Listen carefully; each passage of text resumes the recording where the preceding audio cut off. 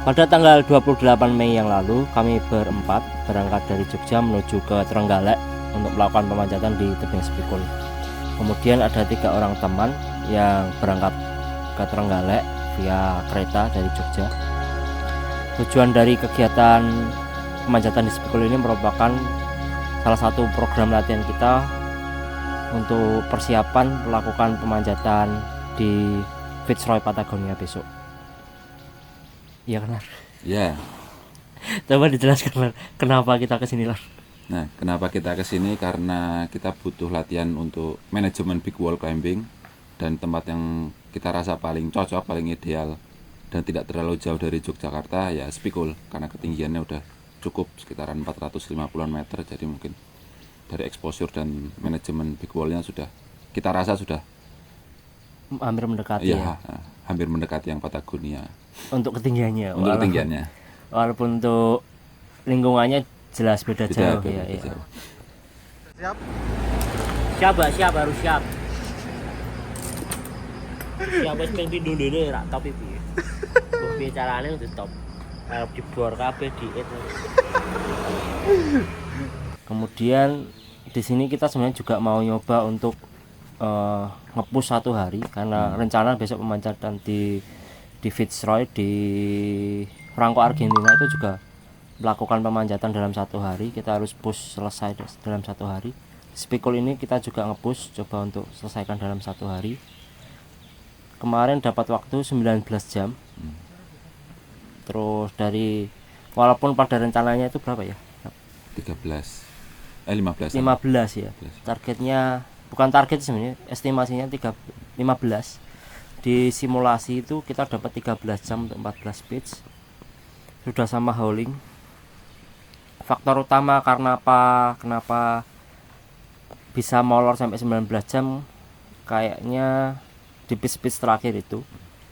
Kita perkiraan awal itu kita bisa melakukan simul climb di sana. Tapi ternyata karena kondisi pengamannya dan juga jalurnya yang zigzag tidak memungkinkan atau tidak aman kalau akan kita lakukan simul climb di sana. Pitch 13 ini, pitch yang basically free solo. 1 pitch cuma aja 3. Kemarin yang banyak ngeliat Gilar dapat 9 atau berapa sisanya aku. Coba ceritakan, Mar. Kalau ngeliat di Spikul tuh ya apa ya? Tantangannya ada di hanger sih. Di pengaman sama di jarak antar pengamannya. Memang harus harus di mix sama thread juga. Soalnya kalau murni sport pakai hanger aja itu jaraknya terlalu jauh dan ya resikonya bahaya sih. Resikonya lebih besar kalau kita nge-whip itu jauh banget. Dari pitch 1 sampai pitch 4, Gilar melakukan block leading, kemudian disusul follower menggunakan metode top rope solo. Dengan metode ini, ketika leader sampai di pitch dan melakukan hauling haulback, ketika haulback nyangkut, follower bisa membantu memposisikan hauling back agar dapat ditarik menuju pitch. Dengan sistem ini, pemanjatan bisa lebih cepat dan efisien walaupun membawa logistik dengan jumlah yang banyak. Dari pitch 1 sama Gilar. Mantap. Seperti biasanya hangernya asik-asik ya. Agak pemanasan mental dan fisik ya tadi ya. Pitch 1 selalu seperti itu. Sebarang siap ya.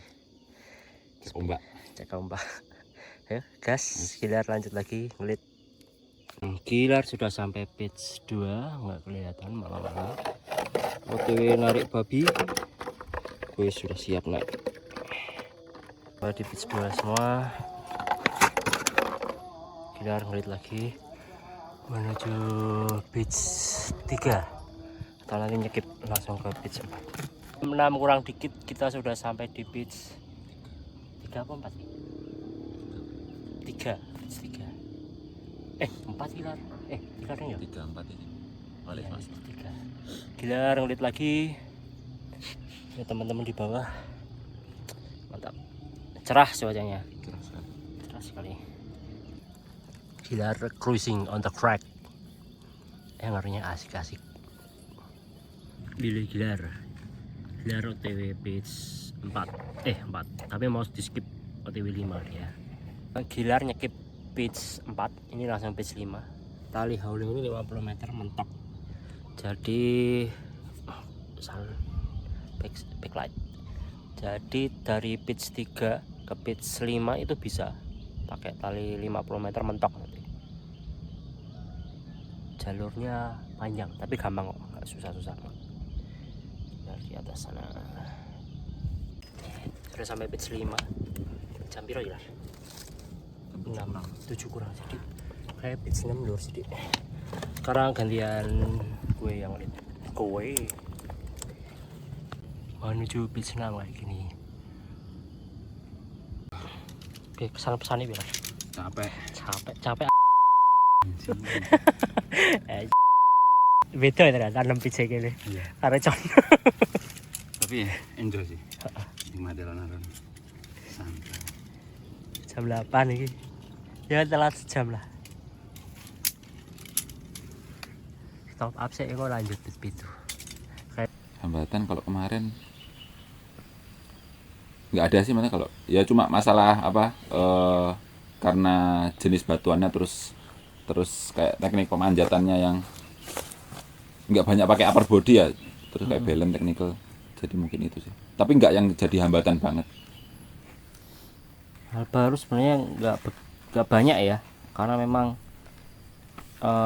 sebelum kita kesini kita sudah pelajari banyak topo, terus plannya juga udah sangat mendetail sampai kita bagi juga yang lead pertama siapa dapat berapa pitch, kemudian sistem howlingnya kita drop air berapa di pitch berapa untuk rapplingnya. Sebenarnya sudah sangat detail kita untuk perencanaannya, jadi nggak begitu banyak hal baru. Sebenarnya cuma kayak implementasi aja sih di sini sebenarnya. Tuh. Dan sebenarnya kemarin juga nggak banyak yang kita evaluasi dari sistem kita ataupun pemanjatan. Mungkin yang menjadi masalah kalau aku pribadi sih kram sih, sering kramnya di gerakan-gerakan yang bukan manjat, kayak gerakan narik tali, terus narik tali terutama itu sering manjat, narik talinya sering bikin kram tangan. Kalau pas manjat jarang kram. Tuh, masalah di logistikal mungkin perlu suplemen vitamin atau elektrolit yang minum yang lebih cukup. Aku juga ada masalah di logistik, makanannya sih seharusnya bisa lebih apa ya, nggak tahu, kayak kemarin tuh kalau mau makan terus jadi pengen BAB, jadi agak repot juga, dilema, jadi ya udah nggak makan aja, ya makannya snack ngemil terus akhirnya malah asam lambung setelahnya, tapi nggak apa-apa, worth it kalau aku worth it. Mulai dari pitch 5 sampai dengan pitch 9 Daniel melakukan block leading. Dari pitch 6 ke atas jarak hanger sudah lumayan jauh dan perlu dipasang pengaman sisip di celah-celah di antara pitch. Di pitch kami juga menambah beberapa hanger yang dirasa perlu tambahan karena kondisinya sudah berkarat parah. Kemudian dari pitch 7 sampai 9 kita tidak stop di pitch 8. Di 7 sampai 9 ini kita memanjat di medan berupa krek-krek diagonal. Di sini bisa dipasang cam ukuran 0,3 untuk black diamond X4 dan juga beberapa nut ukuran normal. Di pitch 9 capek banget turnya, run out panjang-panjang. Ini kalau bisa bawa pengaman sisip bisa masang lebih sih, tapi kalau hangernya lebih banyak juga lebih oke. Kondisi di pitch 9 habis ini traverse ke kiri, nanti manjat pohon. Oke, howling nih, baru howling. Oke. Karena kalau bawa tas kita manjatnya lebih lama, makanya logistiknya di howling pakai reverse capture pulley, sistemnya kayak gini. Kena beban badan, so jadi lebih enteng nariknya. Gilar OTW ngelit. Nanti kalau oke kita lanjut simul, kalau susah ya di biasa, kayaknya gampang.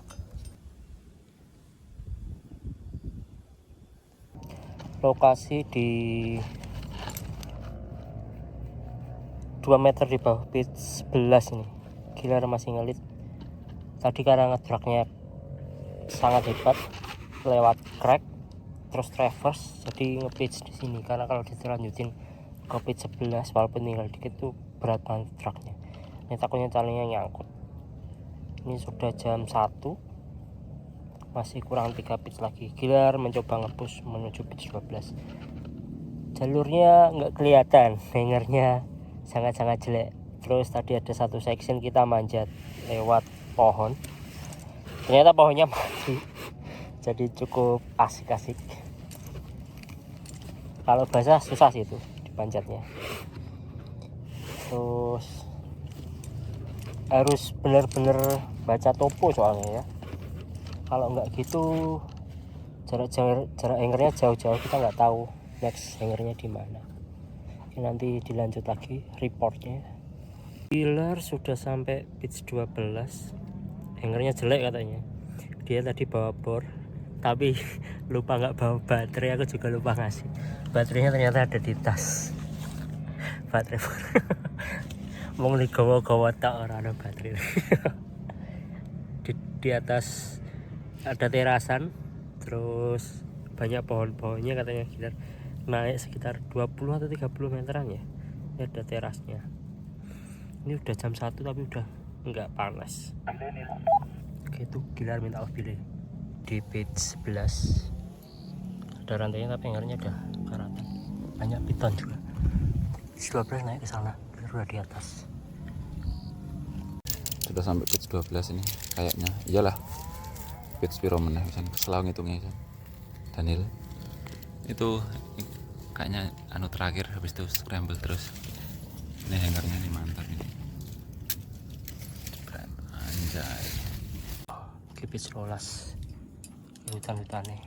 Tapi ini durung kan hutan ya. Pitch 12 itu nih hutan-hutan. Pas ternyata nih kayaknya.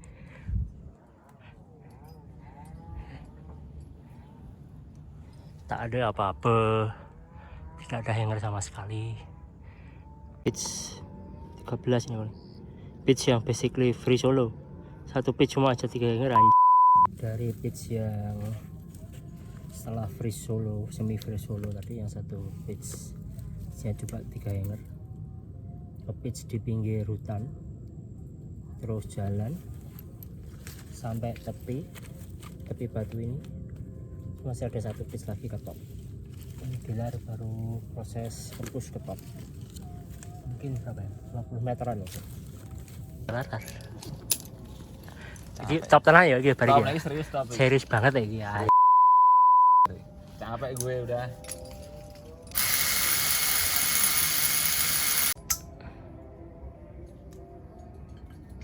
Daniel sudah sampai. Serius ya yo. Serius nih Ki. Main-main nih. Kita yang dipermainkan. Satu tekan yuk. Jam 5 kurang. Sudah sampai top. Mantap. Apa itu? Bawa plakat. PSI. Mantap jiwa. Itu lautnya itu.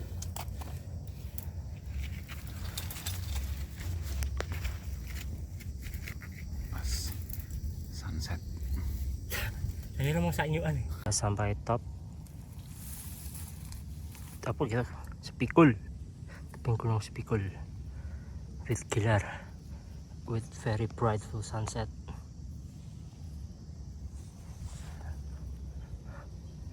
Di rappling turun pakai pohon, terus pulang. Sore ding. Kalau rapplingnya kemarin kita lancar banget. Kita pakai sistem rapplingnya bawah tas. Rencana awal rappling itu mau gantian ya, switch tengah. Jadi sekitar 7 pitch itu mau switch. Tapi karena dari pitch atas ke bawah itu kita sudah dapat flow-nya, terus nggak jadi switch sampai bawah. Dan kita memang ninggal MR besar, kalau nggak ninggal karabiner di tiap pitch.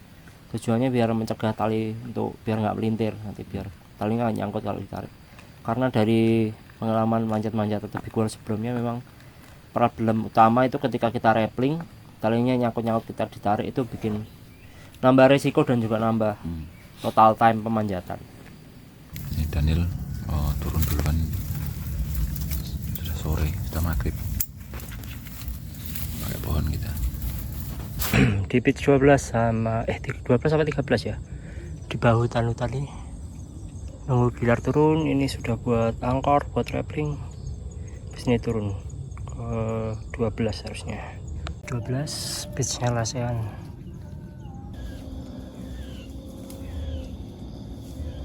Gilar rappling di terang cahaya bulan.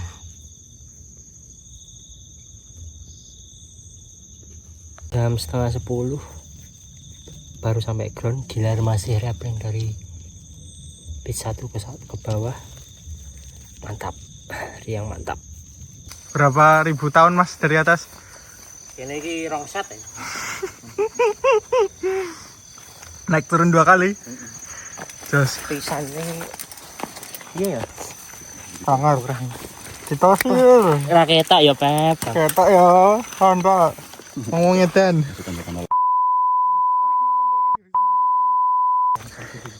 Gimana perasaannya? Biasa harus polisi ya. Siap.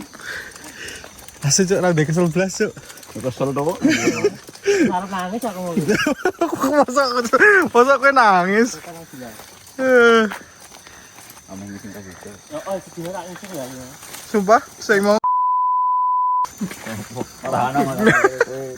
Kamu mengenal Ngawur. ora sarung di video. Nah, aku lo video ket mau. Sorry ya mulutnya Apip.